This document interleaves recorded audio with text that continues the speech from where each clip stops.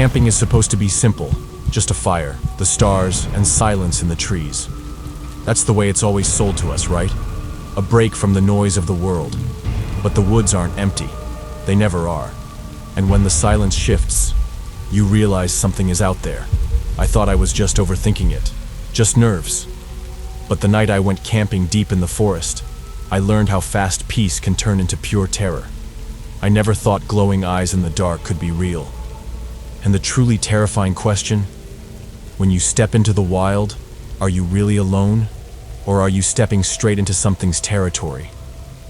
Tonight, we're diving into true camping horror stories that actually happened. So stick close and keep watching till the end to find out what happened before it was too late. But before we start, make sure to subscribe or follow so you never miss any new chilling releases. If you're enjoying the content, hit like, drop a comment, and share this video. Let's see how many of you truly love this kind of episodes. Now here's your challenge. One of the stories you're about to hear might not be real. It could be completely made up. Or maybe all of them are true. Watch till the end. Try to spot the fake, and leave your guess in the comments. And as for last episode's fake story, it was story number 2. Thank you for being part of this journey with me. And now, let's dive into the darkness together.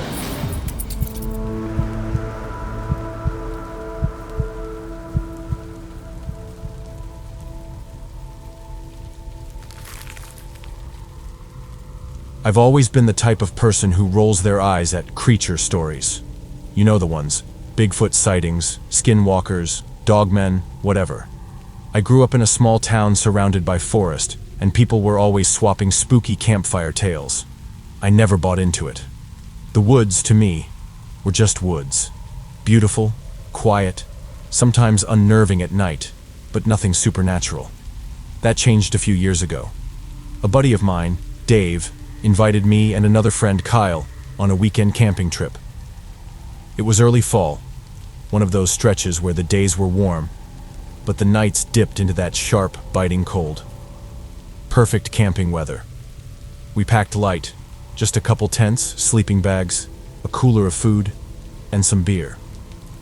We drove about 2 hours out, down winding roads, until pavement turned to gravel, and gravel to dirt. Eventually, we hiked another couple miles into the forest, far enough away that the only sounds we'd hear at night were from the woods themselves. The first day was perfect. We set up camp near a clearing with a little creek trickling by, spent the afternoon fishing, then cooked what we caught over the fire. By the time night rolled in, we were buzzed from a mix of cheap beer and fresh air. We sat around the fire, telling stories, laughing at dumb jokes, and eventually the conversation turned toward scary wood stuff. Dave was the one who brought it up. "You know these woods are where that guy claimed he saw the wolf man, right?" he said, smirking. I rolled my eyes instantly. Come on, that's just some drunk hunter who saw a big dog. But Kyle didn't laugh. He said his uncle had mentioned strange things too. Deer carcasses left in ways that didn't look like coyotes or bears. Howls that didn't sound quite right. The talk put a chill in the air that the fire couldn't shake, so we eventually turned in. Sometime around 2 or 3 a.m., I woke up needing to piss. I crawled out of my tent, shivering as the cold hit me, and walked a few yards into the trees with a flashlight. The forest was dead silent. No crickets, no wind, nothing. Just that kind of heavy, unnatural stillness that makes your skin crawl. As I finished up, I froze. From somewhere deeper in the woods came this low, guttural growl. It wasn't like a dog or a bear. I've heard both. This had a depth to it, like it rattled in my chest even from far away. I clicked off my flashlight immediately, standing there in the dark, listening. Then I saw them. 2 glowing orange eyes, maybe 30 or 40 feet away, just beyond the line of trees. They weren't reflecting like a deer's eyes do in light. These had their own glow, steady and unblinking. I stood there, paralyzed, every instinct in me screaming to move, but my legs refusing. The eyes blinked once. Then I heard branches crack. Whatever it was had stood up taller, much taller. I bolted back to the tent, heart hammering so loud I thought it would wake the others. I zipped myself in and lay there, clutching the knife I'd brought, straining to hear. After a few minutes, I thought maybe I'd imagined it. Maybe it was the beer. Maybe... And then it circled our camp. We all heard it. Heavy, deliberate footsteps crunching in the leaves. Slow. Careful. Something big was pacing around us. Dave hissed, "What the hell is that?" But none of us dared unzip the tents to check. The footsteps stopped directly behind my tent. I swear I could hear breathing. Slow, deep, almost wet-sounding. And then, just outside the thin nylon wall, came a low exhale, almost like a sigh.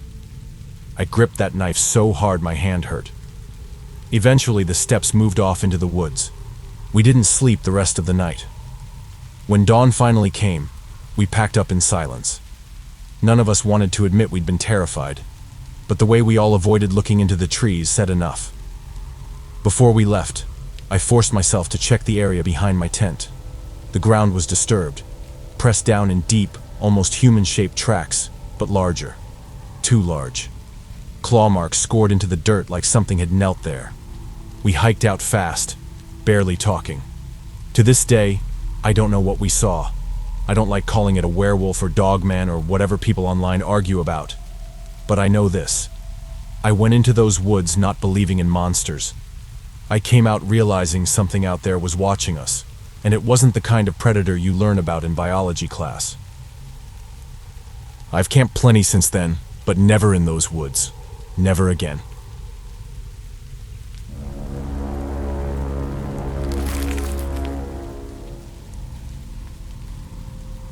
I grew up in the Silver Valley, northern Idaho. If you spend enough winters there, you learn the back roads the way other people memorize family trees.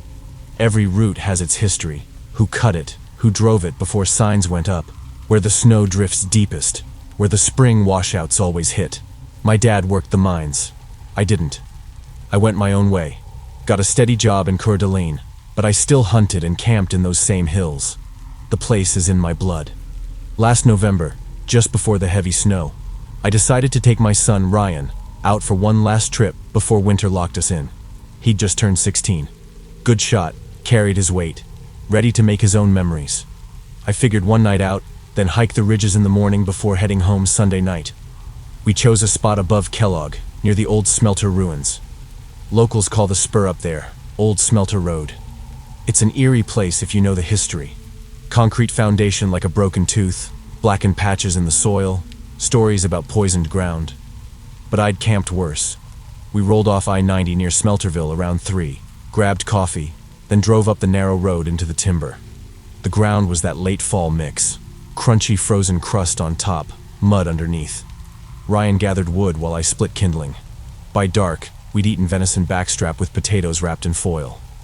The silence out there was the kind I wanted him to hear.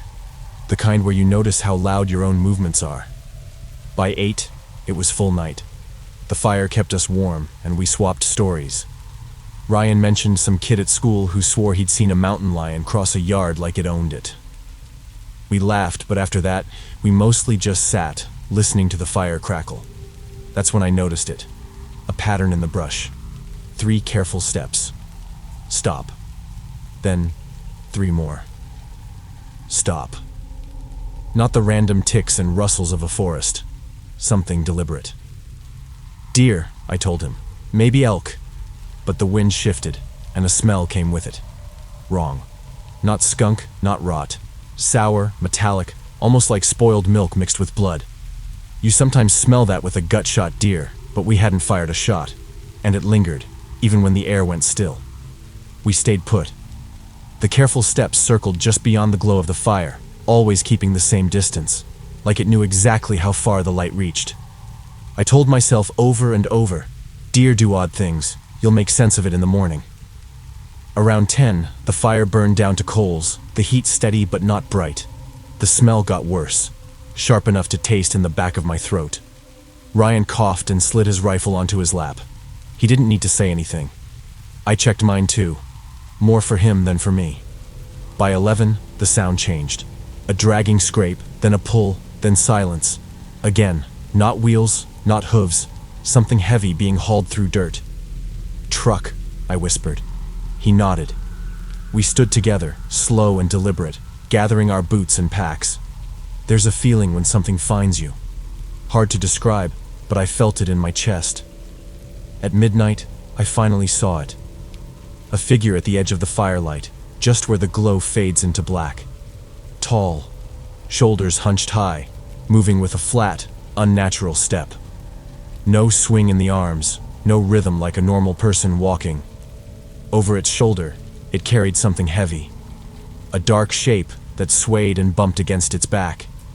It stopped, shifted, and the bundle slid to the ground with a wet thud. Even from where I stood, I could tell it wasn't a pack. The firelight caught on metal, a buckle, maybe a strap. The figure stood still, head low, as if staring from under a cap. No reflection of eyes, no real features, just angles and the weight of its presence. "Kill the lantern," I whispered. Ryan clicked it off. The world shrank to the dying fire and the dark pressing close. The figure started forward, not rushing, not threatening, just walking, steady, closing the gap like it had done this before. "To the truck," I told him. My voice felt thin in my throat. We smothered the fire and backed away. Every step toward the truck felt too loud. Behind us, the figure's steps quickened, crunching through frost and dirt until the sound echoed inside me. We made it to the truck. Ryan was in the passenger seat with his rifle already across his lap. I slid behind the wheel, turned the key slow. The engine coughed in the cold, then caught. Headlights flared across the clearing. The beam hit the bundle first. It was a sleeping bag. Dark blue, still zipped shut, ripped in long tears. The weight inside shifted the grass flat beneath it. Through the tears, pale stuffing spilled out. Or something pale. I didn't want to know. The figure didn't flinch in the headlights. Coat hanging stiff, pants tucked into boots, shoulders too square and wrong beneath the fabric. Its head stayed low, like someone peering from under a brim. The smell hit us again, sweet, sour, metallic, flooding the cab of the truck. "Seatbelt," I said. Ryan clicked his without hesitation. I dropped the shifter into drive. Tires spun on ice, then bit. Gravel shot against the undercarriage. The figure took 3 more steps, closer than I ever wanted to see, then disappeared into the edge of the beams as we turned. I drove Old Smelter Road faster than it's meant to be driven. Ruts grabbed the tires, ditches waited in the dark, but I didn't slow.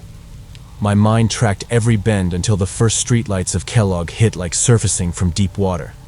We didn't stop at the motel. We drove straight to the sheriff's office.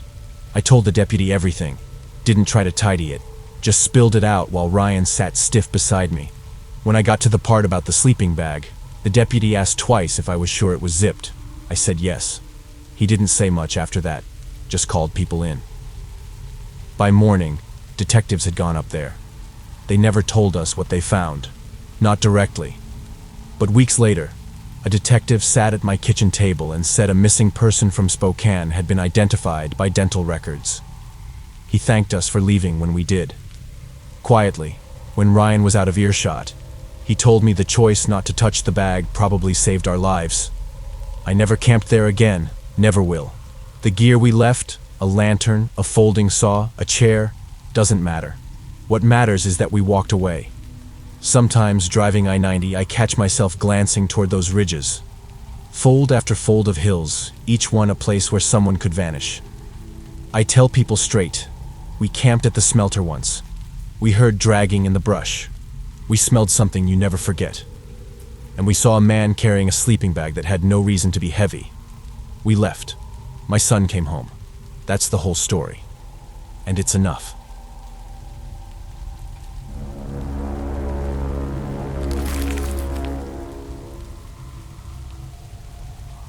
So, let me tell you about this wild experience. It was the summer before high school, and I was about to embark on a month-long adventure at an all-boys camp that my parents had signed me up for.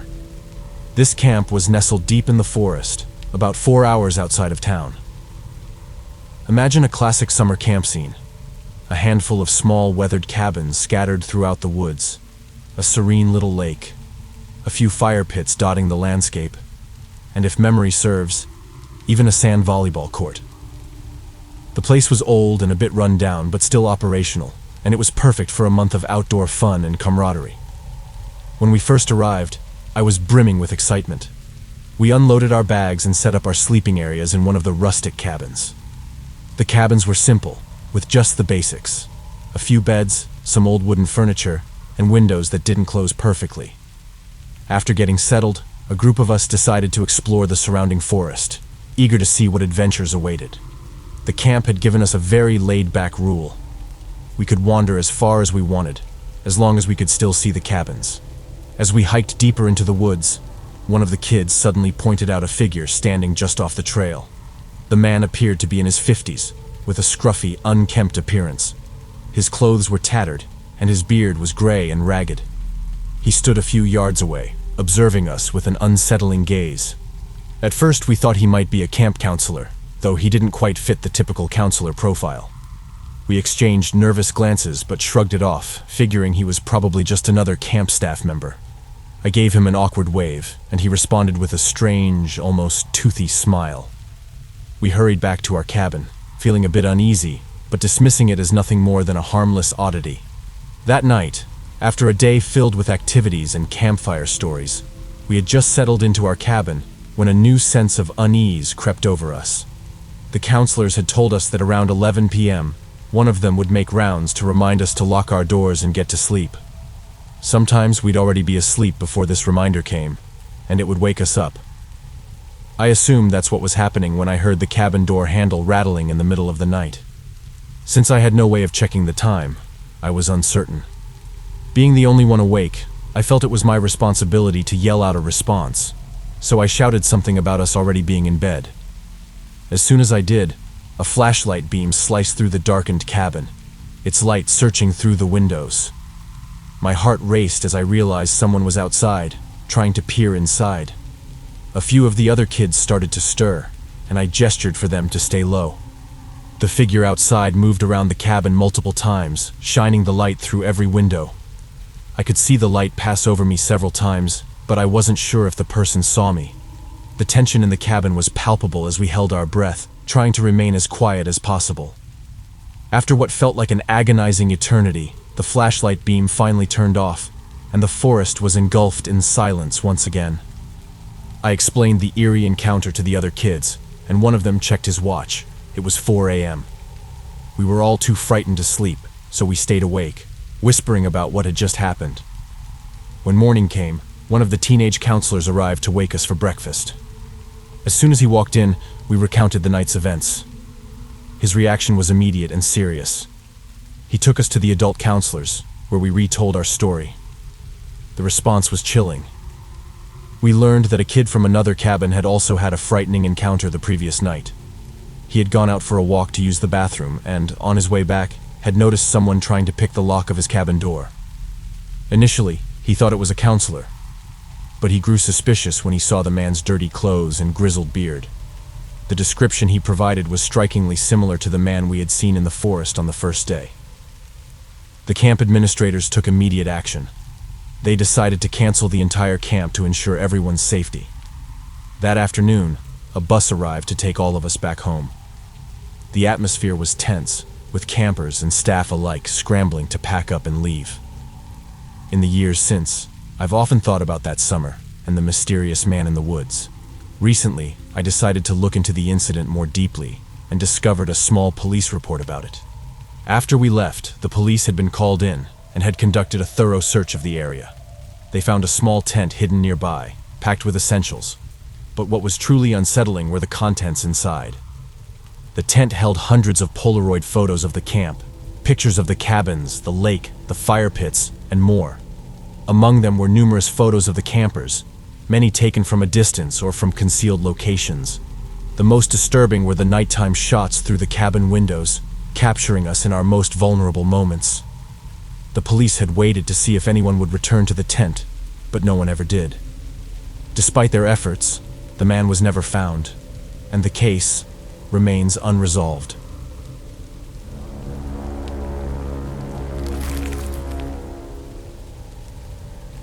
If you've made it to the end of this video, let me know in the comments which story creeped you out the most, And if you could survive only one of them, which one would it be?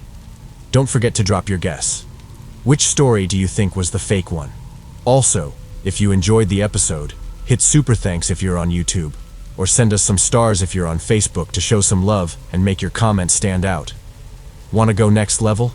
Get early access to upcoming episodes, exclusive members-only content, and much more by joining our YouTube membership or becoming a Patreon supporter. Trust me, you don't want to miss what's waiting there for you. Don't forget to like, share, and catch up on our previous episodes. And now, stay tuned for the next horror episode.